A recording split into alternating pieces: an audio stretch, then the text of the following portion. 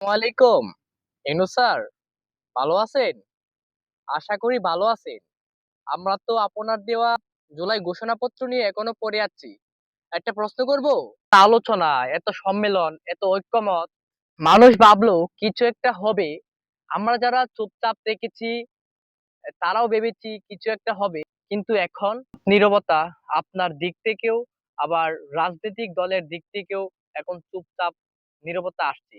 কি সেই সনদ যে সনদের কথা শুনে মানুষ কাগজ কেটে রেখেছিল, ডায়েরিতে লিখে রেখেছিল, আসিতেছে আপনিও নিশ্চুপ, রাজনৈতিক দলগুলো আজ নিশ্চুপ।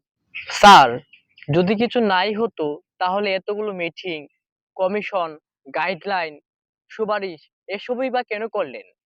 এসব কি নাটক ছিল তাহলে? স্যার, দেখতেছি দেশে ইদানিং একটা ট্রেন্ড হয়েছে। প্রথমে বড় বড় ঘোষণা, তারপর মিডিয়া শো, তারপর বক্তৃতা, তারপর নিশ্চয় শেষে মানুষের বলা হয় সময় আসলে দেখা যাবে।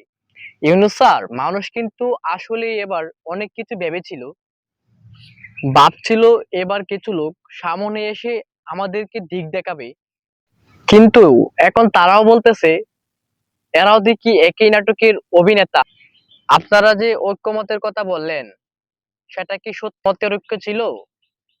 একটা সংলাপ বানানোর স্ক্রিপ্ট ছিল? জুলাই সনদ নিয়ে এখন কিছু রাজনৈতিক দল প্রতিক্রিয়া দেখাচ্ছে।